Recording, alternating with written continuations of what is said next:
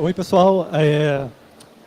Para a gente começar, eu trouxe aqui para vocês como que é a vida de um time de desenvolvimento lá na Globo.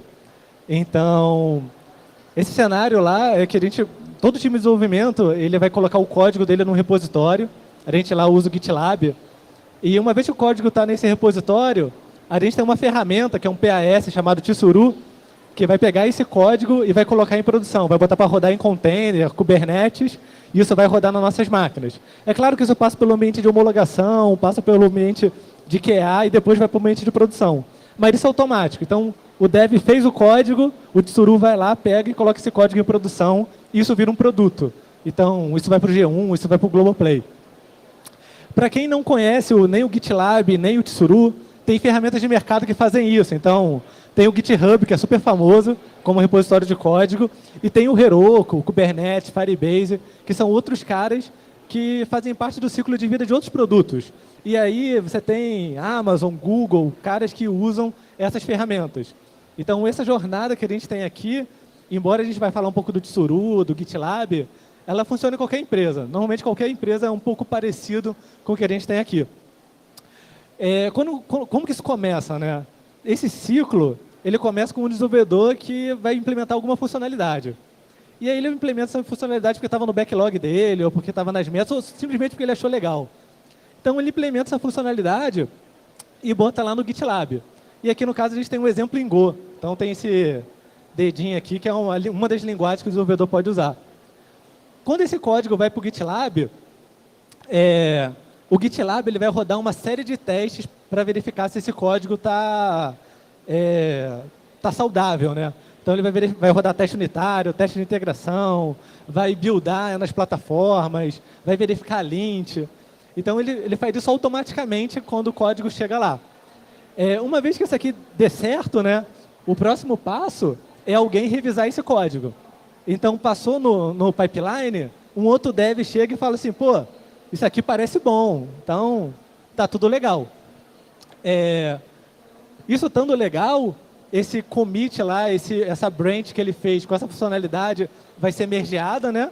Vai entrar na nossa branch master, e uma vez que está na nossa branch master, o Tsuru pega isso e coloca em produção. É claro que ele vai promovendo de ambiente a ambiente, então ele promove primeiro para dev, depois para QA e depois para produção, se tudo der certo, né? E nesse ponto você fala assim, cara, cadê o time de segurança? Tipo, os devs fizeram isso sozinhos, né? Tipo, o time de segurança não participa disso. E como que costumam ser essas abordagens, né? Normalmente, você pode imaginar assim, pô, o time de segurança pode pegar, você tem vários times de desenvolvimento da empresa, né? Então aqui eu botei 4 times de exemplo. Eles podem usar o GitLab ou o GitHub, tanto faz. E aí o time de segurança está lá, olhando os merge requests, olhando lá o código novo que está sendo produzido. E, bom, o time de desenvolvimento vai chegar e falar, pô, você fez esse merge request aqui, pô, ele está em Go. Que tal se a gente usar uma ferramenta de segurança para Go? Que aí se tiver algum erro não tratado, se tiver alguma vulnerabilidade conhecida, ele vai reportar para a gente, né? E aí o desenvolvedor vai saber que, pô, falhou ali, talvez ele tenha que corrigir alguma coisa. Mas nem sempre o desenvolvedor vai usar só uma linguagem. Então, ele pode usar Rails. E aí, bom, a gente vai lá, time de segurança, e, pô, você pode usar aqui o Brakeman, né? Mas também pode acontecer do desenvolvedor usar uma cacetada de linguagens. E aí o time de segurança tem que ficar toda hora avisando o desenvolvedor, olha, usa essa ferramenta, usa outra, usa aquela outra. Pode acontecer pior. Pode acontecer até de a gente estar usando uma ferramenta proprietária, paga, por exemplo, e trocou o contrato. E aí tem que falar, pô, todo mundo que desenvolve C++, muda da ferramenta X para a ferramenta Y. E isso gera fricção. Então, o desenvolvedor que quer fazer as coisas mais rápida, de forma mais rápida, mais ágil, ele vai começar a torcer o nariz e falar, pô, esse time de segurança aí tá me atrapalhando, né? Pô, toda hora tem que mudar a ferramenta, toda hora tem que fazer alguma coisa. Então, assim, cada nova linguagem que aparece, e lá na Globo a gente tem uma flexibilidade muito grande, tipo, lá o desenvolvedor escolhe a melhor linguagem para resolver o problema dele. Então, cada nova linguagem a gente tem que ficar procurando uma ferramenta e enchendo o saco do desenvolvedor. E cada vez que a gente modifica um contrato, e pensando no cenário que eu tenho uma ferramenta proprietária também, eu troquei de vendor. E aí? tem aqui 600 repositórios. E aí vou ter que migrar 600 repositórios para a ferramenta nova e tratar todos os falsos positivos. Caraca, é um operacional muito grande para a equipe de segurança. Para a equipe de segurança, né, isso não é um problema, mas para o desenvolvedor porque aquele desenvolvedor tem que implementar funcionalidade, entende? E a gente vai estar parando ele para ele configurar uma ferramenta de segurança. Uma hora o gerente de produto não vai estar alinhado com a equipe de segurança e vai falar, cara, deixa isso para depois, tira esse pipeline. Então a gente tem que fazer isso ficar um pouco mais ágil, né? E para 4 repositórios, 5, às vezes algumas dezenas, funciona muito bem, o time de segurança está ali olhando o que está acontecendo. Mas e quando a gente tem centenas, milhares de repositórios? Quando o desenvolvedor pode criar um repositório a qualquer momento para ele testar um projeto novo. Isso não parece funcionar muito bem, porque eu vou ter que ter um time de segurança tão grande quanto a quantidade de repositórios, eu vou ter que ter gente com expertise o suficiente no time de segurança para poder lidar com todas as linguagens e conhecer todas as ferramentas. É muito trabalho e muita responsabilidade para um time que ele não escala da mesma maneira que o time de desenvolvimento. Porque o time de desenvolvimento precisa de mais funcionalidade, você bota mais desenvolvedor. E você vai ter mais funcionalidades sendo feitas, é claro, desde o momento que esse desenvolvedor se habitue com código, né? O time de segurança não. O cara chegou ali, putz, tem que treinar ele na linguagem, ele tem que conhecer os problemas de segurança, tem que conhecer a ferramenta, não escala da mesma maneira. Então, um cenário que a gente pode ter lá é como, tipo, a gente tem lá dezenas, quase centenas de times, usando centenas de repositórios. E aí você fala, pô, não vai dar. Cara, é muito código para ver. Não tem time de só se tiver um time de 300 pessoas. Mas isso, às vezes, não é realidade. Justificar esse investimento, às vezes, é muito difícil para a maioria das empresas no cenário brasileiro, né? Então, como que a gente faz? Como que as empresas costumam fazer? As empresas pegam e falam assim, beleza, cara, desenvolve, deploy, e a gente olha lá em produção. Se der ruim em produção, a gente conversa. E, bom, a gente não quer ficar só no Dash, né? A gente não quer ficar só fazendo análise dinâmica. A gente vai ser sempre reativo, porque ser reativo é muito caro. Ser reativo, o problema está em produção. Alguém pode ter explorado, a gente tem que investigar, tem que voltar atrás, analisar log. Então, pode parecer uma ideia boa, assim, no sentido de ser, pô, vai ser rápido, eu só vou olhar quando der problema, mas depois vai ser muito caro. Você pegou um problema, separou o time uma semana para investigar o que aconteceu, se alguém já explorou aquilo antes. A gente precisa de uma maneira melhor, mais rápida, para fazer isso e que gere menos fricção para o dev. Então, a gente tem que diminuir esse operacional. O operacional do time de segurança tem que ser menor. A galera não tem que ficar chegando todo dia, procurando, olhando código loucamente. Tem muita coisa dessa análise de código que a gente pode automatizar e fazer com que lá o nosso time e o time de segurança das empresas de vocês trabalhem com coisas mais criativas do que ficar analisando o código o dia inteiro. Então, o que a gente pegou? Lá na Globo, todo trimestre, a gente para 2 dias para fazer um evento que a gente chama de Hack Day, que é um evento que a gente pode fazer qualquer projeto. Então, a gente fica 2 dias lá, uma quinta e uma sexta, que você pode fazer qualquer projeto. E a empresa dá comida para a gente. Assim, não dá o almoço, mas dá todo o resto. E a gente falou assim, cara, vamos fazer o seguinte, vamos pegar um Hack Day e vamos fazer uma ferramenta que faça isso que a gente quer. Que seja rápida, que consiga crescer conforme o número de repositórios e a velocidade do desenvolvimento cresce também. Então, basicamente, o Hack Day é esse evento, né, para vocês terem uma ideia, o pessoal senta para trabalhar, fica jogado lá pelos corredores para poder desenvolver. E a gente embarcou nessa ideia, a gente falou, cara, vamos sentar também, nós, time de segurança, vamos sentar e vamos programar uma ferramenta que faz isso. O que às vezes é um pouco difícil de ser visto. Às vezes o time de segurança é muito infra, né? Ou então é muito firewall, muito VPN, né? Muito código. Não, e lá a gente falou, não, cara, vamos codar uma ferramenta para diminuir o nosso trabalho. E é claro, além de trabalho, a gente tem pizza e comida. Então, eram todos os incentivos que a gente precisava para fazer o negócio funcionar. E aí você fala assim, cara, já tem muita ferramenta por aí que analisa código. A gente vai investir em mais uma ferramenta para analisar código? Será que a gente quer manter essa expertise? Porque, imagina, toda vez que surgir uma linguagem nova, alguém do time vai ter que ir lá e desenvolver um plugin para essa linguagem nova. Pô, será que esse tem que ser o escopo da ferramenta que a gente quer fazer? Será que tem uma maneira mais simples da gente ter uma ferramenta legal que faça o que a gente quer, sem ter tanto trabalho? Né? Então, o que a gente pensou, assim, de início? Falou, pô, a gente pode ter uma ferramenta que, ao invés do desenvolvedor mandar para o pipeline dele N ferramentas diferentes, dependendo da linguagem, a gente pode ter ali uma ferramenta só, e essa ferramenta só vai quebrar. É claro que a gente não vai fazer uma ferramenta que analisa todas as linguagens que a empresa usa. Não dá. É muito trabalho. Né? Tipo, é muito esforço para 2 dias. Né? O Hack Day era 2 dias. A gente tinha que fazer ali algo minimamente usável em 2 dias. Para poder, é claro, levar isso e virar um projeto maior.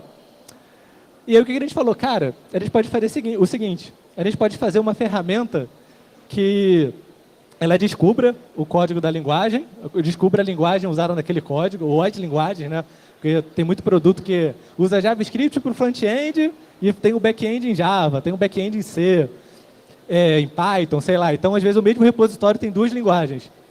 Então, a gente pode fazer uma ferramenta que una, que conecte, né, a ferramenta de análise correta para cada repositório. Então, ao invés de eu ter que desenvolver uma ferramenta de análise em Go, eu vou usar o GoSec. E aí o Husky CI, que é a ferramenta, ela simplesmente vai pegar e vai falar, cara, para esse código aqui, eu rodo o GoSec. Para esse código aqui, eu rodo o Bandit, que é Python. Para esse código aqui, Rails, eu vou rodar o Brakeman. E essa escolha não é mais uma escolha do desenvolvedor. Isso é uma escolha que o Husky, que é a nossa ferramenta do time de segurança, faz. Então, para pensar, se eu mudar de vendor, eu só mudo lá no Husky CI, eu não tenho que atrapalhar nenhum dev. Se eu encontrar uma ferramenta melhor, eu vou lá e troco no Husky CI, e está tudo certo. E eu posso guardar os falsos positivos dentro do próprio Husky CI. Posso filtrar o que vai ser exibido, eu posso botar um kill mode, coisas desse tipo. O Zé vai falar um pouco agora de como é a arquitetura dela. Alô? Então, como o Manuel falou, vou explicar um pouco como é que está a arquitetura hoje em dia, como que está funcionando, e falar um pouco do que a gente tem feito hoje em dia. Aqui é uma arquitetura básica, que já é o início da execução, quando o cara configura o Husky CI lá no repositório dele, assim que ele manda o código lá para o repositório, faz um pull request, algum merge request, dependendo da ferramenta, o Husky CI vai ativar lá no CI do desenvolvedor, e a partir daí ele vai primeiro fazer esse passo que o Manuel acabou de explicar. Aqui ele vai rodar um container, vai bater aqui na nossa Docker API, vai chamar um container para descobrir quais linguagens tem naquele repositório, e a partir daí ele vai pegar as linguagens, já guardar ali para aquele repositório, saber quais linguagens ele tem. E a partir daí, por exemplo, aquele repositório ali, como a gente vê lá, tem Go e Python. Aí ele já vai rodar aqui, no caso, o GoSec e o Bandit. Tem o Safety também, que a gente... Outro analisador eu vou explicar mais para frente, que a gente tem no Husky.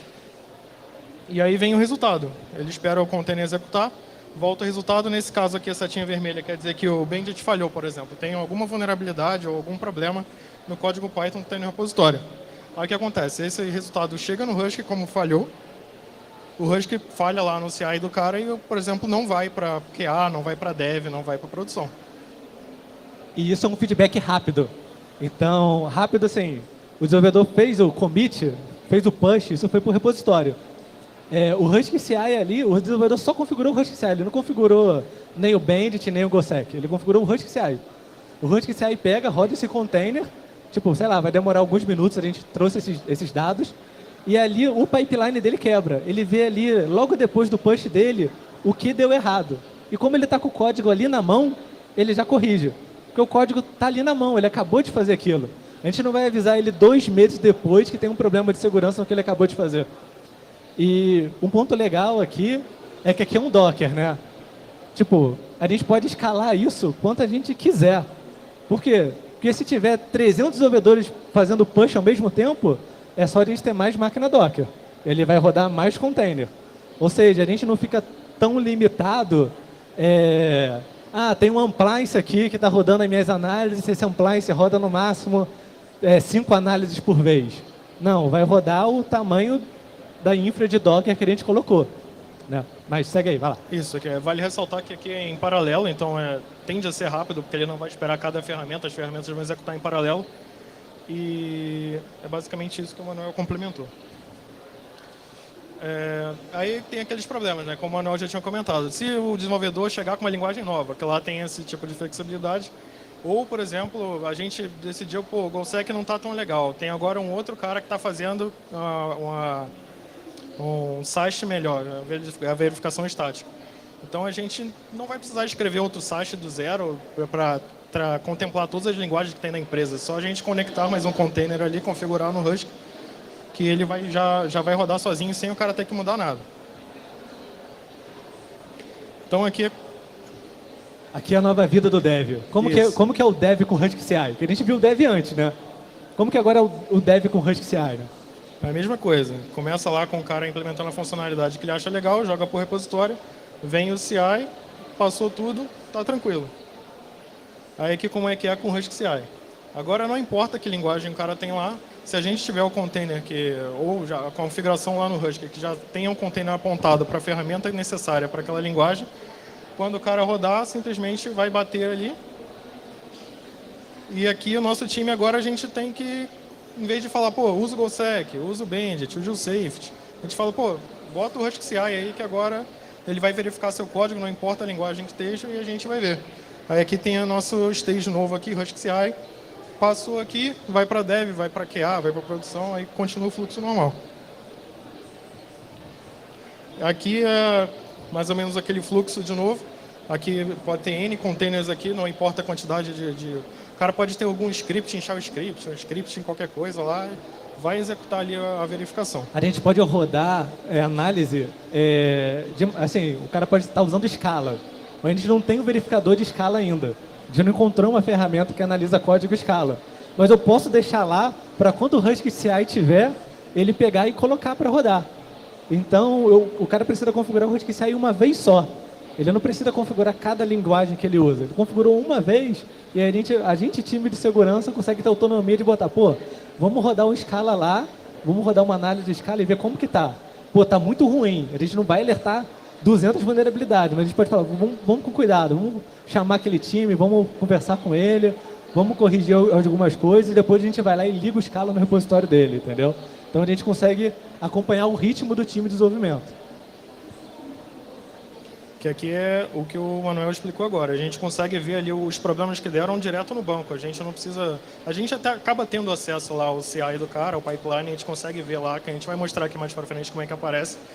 Mas a gente tem acesso direto ao banco, a gente pode ver algumas outras informações que a gente vai mostrar mais para frente. Isso, todas as métricas de segurança, o Security Analytics, é todo no Mongo, é todo no nosso banco. Então eu posso tirar a métrica que eu quiser, eu posso falar, pô, qual o desenvolvedor que corrige mais rápido um bug do tipo X? Porque eu tenho isso lá, eu tenho quando o Husky detectou a vulnerabilidade, eu tenho quando o Husky detectou que ela foi corrigida. Isso pode virar métrica para treinamento, pode virar métrica para descobrir que uma linguagem tem mais bug que outra, entendeu? Mas a gente vai ver isso depois. Vai lá. Aqui agora é aquele mesmo processo anterior, os times de desenvolvimento enviam lá para o repositório, o Husky CI apita lá ou não, passou ou não passou ali aquele tiquezinho verde ou X, e o que passar vai lá para a produção, e o que não passar, na verdade aqui a gente pode checar lá no Husky, quando passar, continua o fluxo. A gente pode fazer um trabalho de curadoria, entendeu? Porque a gente sabe, como a ferramenta é nossa, é do time de segurança, a gente sabe quando um código não passou. Eu posso falar, pô, não passou aquele código lá, vamos falar com aquele time? Então a gente pode ser mais próximo de quem está com dificuldade. O cara que está performando bem, que está indo lá e, porra, sem vulnerabilidade, indo direto, a gente fala, cara, vai na sua velocidade, vai com tudo. Agora chegou um cara, detectou um problema, a gente, pô, vamos conversar, vamos lá, vamos ver o que é isso daí. Então a gente consegue deixar o trabalho do time mais direcionado, entendeu? O cara não fica olhando tudo, né? Ele olha, o time performou mal e botou uma vulnerabilidade, a gente vai lá próximo daquele time. O time está indo bem, ele vai lá 100 por hora. A gente está só olhando, entendeu? A gente tira do banco o analytics que a gente precisa para saber que o código, que o time está saudável.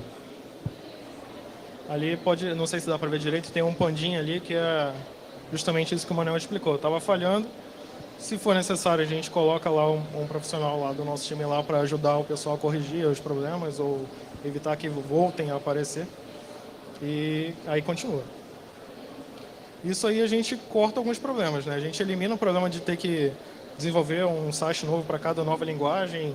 Se tiver mudança de ferramenta, fica transparente para o usuário. E a gente não vai precisar escrever um site do zero. E aí, como é que fica no CI? Aqui no CI do cara, que é um exemplo da configuração aqui do GitLab. O GitHub tem agora novo, né, o GitHub CI. Mas aqui no nosso ambiente lá, a gente usa o GitLab, que é um exemplo por alto. Ali, basicamente, a gente configura um stage novo, configura o stage e o script que ele roda é basicamente pega o nosso client na internet, em algum link que a gente tenha, e dá permissão de execução para esse script e executa. É só isso. Isso porque a gente está sendo conservador. Porque eu poderia virar e falar assim, cara, baixa a imagem do nosso client e executa só um comando. Mas a gente falou, não vamos ser tão disruptivo assim. Vamos deixar a imagem que o cara já usa, a gente baixa o Husky CI em Go, a gente gera um binário que é estático, né? Estaticamente linkado. Baixa na imagem dele e roda lá. Então a gente está sendo ainda conservador, porque a gente poderia botar uma imagem com um cliente lá dentro e só ia ser 2 linhas. A configuração da imagem e rodar ela. Sim, uma linha de imagem e uma linha para rodar. Exatamente. Porque aqui a gente está sendo conservador. E aqui é como aparece lá para o usuário. Ali tem, por exemplo, ali é uma detecção de vulnerabilidade, uma vulnerabilidade do tipo médio, com a confiança alta. E ali alguns detalhes que a gente pega. Esses detalhes são dinâmicos, eu posso assim dizer, que a gente pega do output da ferramenta. Então a gente configura a ferramenta dentro do Husky, a gente trata o output dela e gera algo minimamente agradável ali para o usuário final. É porque isso vai quebrar no CI dele, entendeu? Então lá no CI dele, quando eu falar assim, cara, falhou, quando ele clicar aqui, ele tem que ver algo que ele entenda. Tipo, não adianta eu falar, cara, você tem uma vulnerabilidade. Tipo, a gente tem que dar uma informação que seja útil pro cara. Tem que falar, cara, tá no arquivo tal, tá com essa linha aqui, o que você está fazendo de errado é isso. Então a gente tem um formato ali, que é um formato que o dev vai entender, né? Que ele vai conseguir trabalhar. Mas assim, dentro da ferramenta, a gente vai ver, isso é um JSON. A gente liga isso com qualquer coisa. Entendeu? A gente consegue plugar isso em qualquer outro tipo de saída, né? Se for um bot, se for alguma coisa, mas é porque essa aqui é a saída para o desenvolvedor ver. Entendeu? Para ele poder ler e falar, pô, estava usando SHA-1 aqui, né? Vou lá consertar. Para ele poder olhar aquilo rápido e consertar rápido também, né? Aí o que acontece ali no exemplo no CI? Se der problema, aparece lá o Husky CI, o stage que a gente configurou. Falhou, aí acontecem as mitigações com a ajuda do time de segurança ou não, dependendo da expertise lá do pessoal do desenvolvimento. E configurando tudo, funcionou, passou, foi. Às vezes a gente não precisa nem olhar. Aqui é mais ou menos a saída que a gente tem no banco.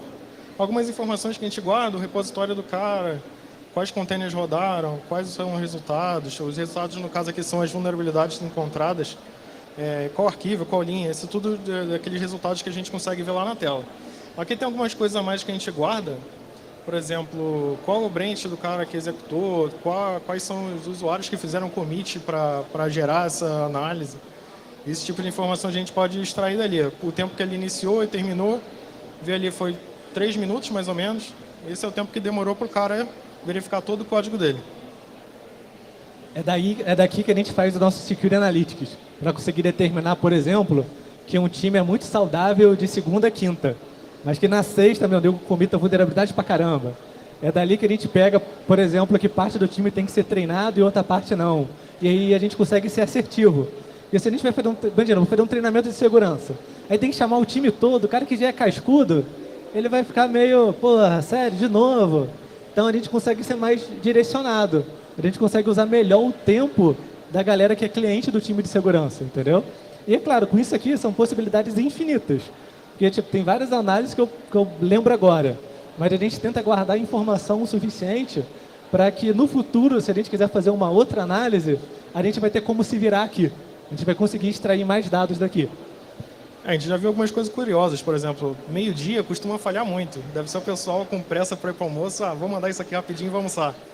Entendeu? Esse tipo de coisa a gente consegue ver. Aqui alguns números que a gente tem lá no nosso beta, lá, que a gente tem feito na Globo.com. A gente pode ver ali que costuma falhar bastante, ou seja, bastante código tentando chegar vulnerável e a gente acaba bloqueando ali. 45% mais ou menos a gente bloqueia.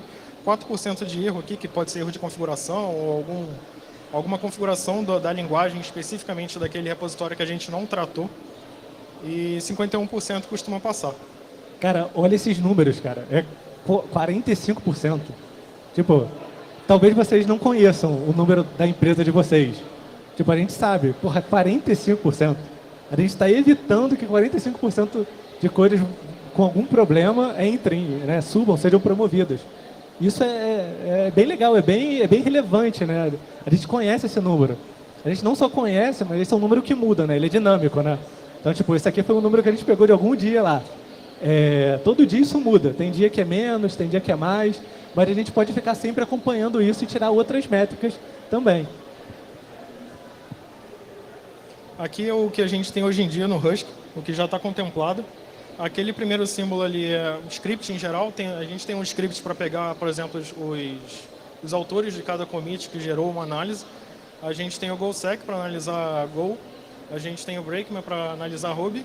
A gente tem o Yarn Audit para analisar JavaScript, né, a parte quando o pessoal usa Yarn. A gente tem o Safety Bandit para Python. O NPM também, o NPM Audit também para JavaScript. Aquele D ali é o Henry, é o cara que analisa o repositório e vê quais linguagens a gente tem que analisar. E Git Leaks para ver credencial que o cara enviou para o repositório, que está lá no repositório, que alguém, mesmo que o cara arrume, encontramos uma credencial, mas já ficou no histórico. Então o Git Leaks procura no histórico do repositório para ver se tem alguma credencial lá. E o Spot Bugs, que é essa foi a última edição em Java. A gente ainda está tratando, está funcionando acho que só para Java 11. O Spot Bugs que ele vê Code Smell, mas ele tem um plugin que é Find Sec Bugs, que é encontrar vulnerabilidade de segurança em Java. E aqui é o tempo médio que a gente tem hoje em dia, mais ou menos 4 minutos que demora para rodar para qualquer coisa que tenha aí. Tipo, 4 minutos é muito pouco tempo. Você pega uma ferramenta comercial, ela normalmente vai demorar mais de 4 minutos. Mas isso é porque na nossa arquitetura, a gente quando escolheu lá rodar em container, a gente pode rodar todas as análises ao mesmo tempo. Então eu não preciso rodar uma depois da outra. E vai tão rápido quanto a infra que eu tenho. Então eu posso começar o dia com 2 nós e terminar o dia com 50. Então, por quê? Porque ela vai escalando conforme for. É Docker, né? E vale ressaltar que esses 4 minutos é principalmente por causa do Git Leaks e dos Spot Bugs, que são os mais lentos. O Git Leaks tem que analisar todos os commits do repositório, então ele acaba vendo muita coisa. Aqui são os principais problemas encontrados, pelo menos lá na Globo.com, em cada linguagem. No Go é tratamento de erro, que as pessoas acabam não tratando, aí ele apita lá e fala, cara, tem um erro aqui que você não tratou, isso pode impactar a sua aplicação.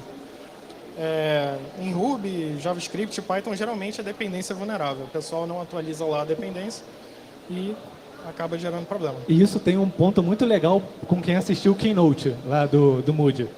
Por quê? Porque lá no Keynote dele, ele fala, a gente tem que atualizar software. A gente atualiza quando tem patch de segurança. O resto é resto. A funcionalidade nova é resto. Mas isso aqui faz um correlacionamento muito forte com o que ele disse. Cara, a gente olhando isso aqui, quando a gente abre, a gente está vendo que a galera está usando dependência vulnerável. Ou seja, a galera não está aplicando patch nas libs que eles usam. Às vezes o código tem pouca vulnerabilidade, o código que foi produzido lá pelo time, entendeu? Mas o cara está usando libs que não são muito boas. E são libs que carregam vulnerabilidades.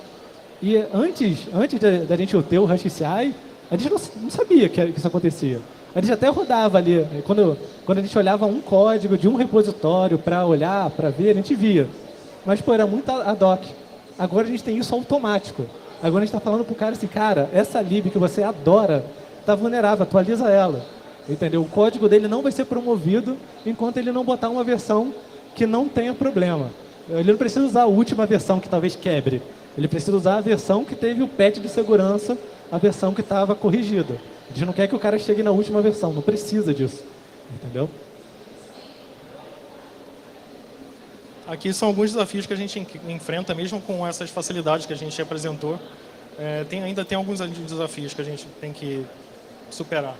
No caso, a gente tem que ajudar o cara a configurar a ferramenta no CI do cara, né? Como a gente viu lá, é tranquilo, mas a gente ainda encontra um pouco de resistência. Tem que colocar no GitLab CI dele, né? No mínimo, é um pull request no repositório de alguém.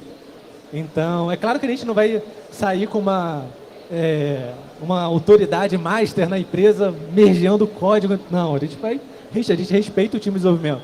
A gente espera, pô, cara, a gente abriu aqui um merge request, botou aqui 4 linhazinhas, 5 linhazinhas, tem como dar uma olhada, tem como revisar, aceitar o nosso pull request. Aqui um outro problema é que o cara não quer, pô, eu vou mandar a parada para lá e vai falar que eu inseri uma coisa vulnerável. Então ele quer ter um jeito de rodar antes de mandar para lá, para ele não aparecer que ele inseriu uma vulnerabilidade de propósito, sei lá, o que ele pode pensar no momento. O cara pensa assim, pô, vou comitar um negócio lá, vai que encontra uma vulnerabilidade, vai ficar no meu nome. Eu quero poder rodar aqui, aí rodei, aí vi que estava vulnerável ou não, não tá, beleza, aí eu mando para lá, né? Então tem toda essa parte de, tipo, a gente também tem que pensar em rodar o Husky local, né? Isso é um desafio que a gente tem. Isso, hoje em dia a gente costuma tentar configurar um ambiente em Docker mesmo para o cara falar, ó, levanta isso aqui, roda a ferramenta aqui dentro e você vai conseguir ver se tem algum problema ou não antes de você subir.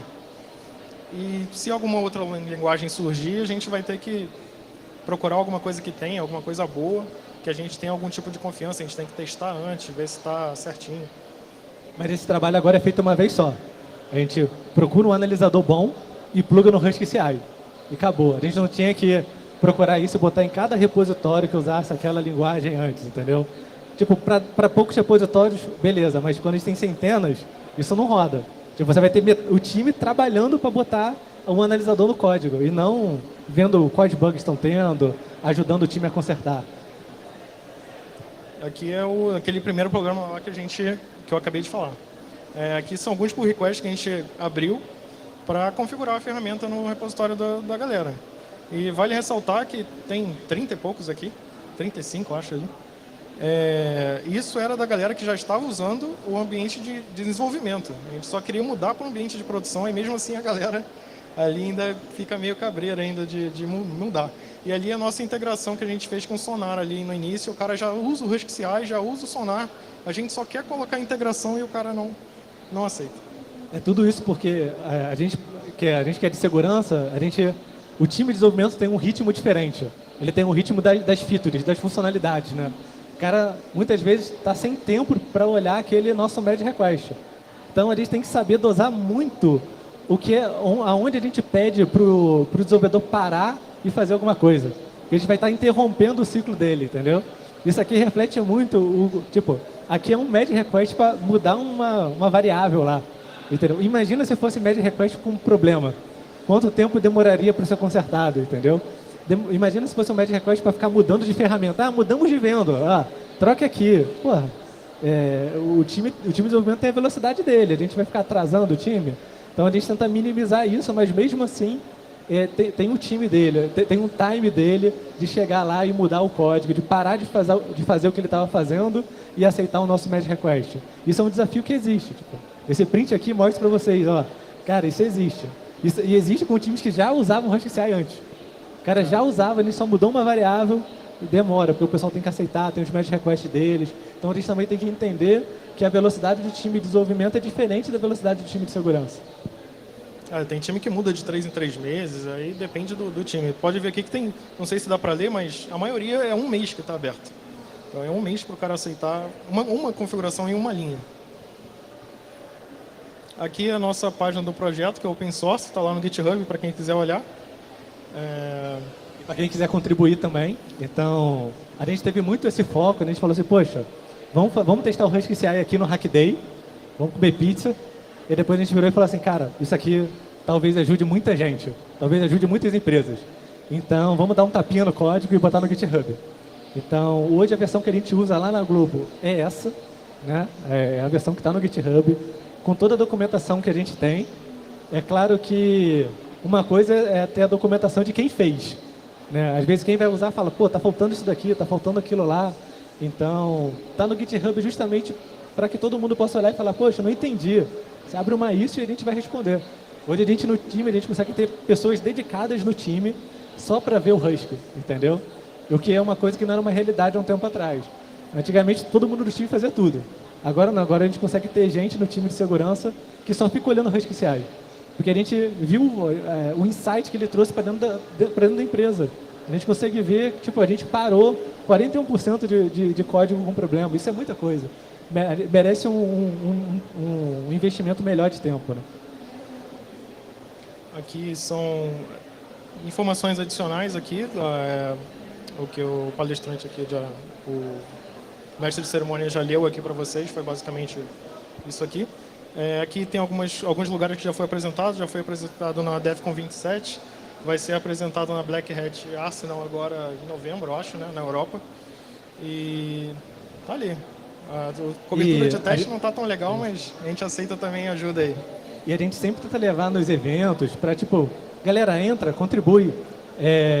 A gente está querendo gente para ajudar também. E se alguém quiser fazer case, eu quero testar na minha empresa. Tipo, depois manda um e-mail pra gente. A gente tenta dar uma ajuda lá para configurar e tudo, para vocês usarem, entendeu? A gente quer mesmo ver uma ferramenta usada num público mais amplo, que a gente tem muito dado do nosso esquema de desenvolvimento local, né? Lá da Globo. A gente quer ver, pô, isso realmente acontece, né? Pelo Keynote, sim. Pelo Keynote a gente está falando a mesma linguagem. Mas será que é a realidade de outras empresas brasileiras também? Então a gente está sempre à disposição para poder ajudar vocês a fazerem um setup no ambiente de vocês, treinarem.